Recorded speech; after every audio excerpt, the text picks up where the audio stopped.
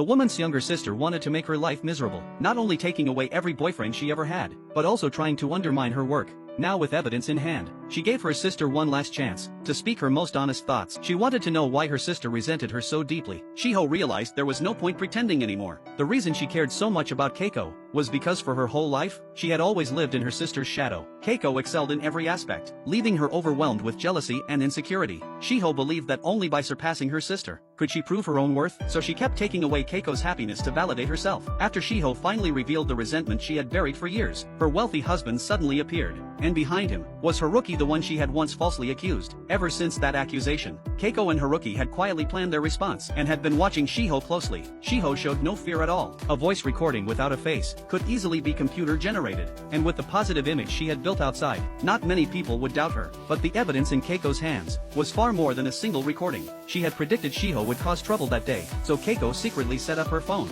and recorded how Shiho tried to belittle her. The wealthy husband's expression changed instantly. As the spouse of a business leader, behaving this way toward an employee, if the video were exposed, the empire he had built could completely collapse. Keiko never expected her sister to act so recklessly after only a few years of luxury. Instead of staying humble, she dared to confront others so boldly. Her husband's attitude seemed to show he wanted to cut ties completely, which meant Shiho would lose her greatest support. Realizing she could no longer control the situation, Shiho began begging her sister. Now the evidence Keiko held was enough to send her to prison and completely destroy her reputation and status. Seeing her sister and her future brother-in-law unwilling to forgive her, Shiho dropped to her knees. Compared with everything she could lose, her pride and desire to win in front of her sister no longer mattered. Keiko wanted to return all the humiliation she suffered back to her sister, but when she heard Shiho crying, Keiko's thoughts went back to their childhood. For as long as she could remember, protecting her sister had always been her duty as the older one. Warm memories came rushing back, and in that moment Keiko's heart softened again. Even though Shiho had hurt her many times, her instinct to protect her sister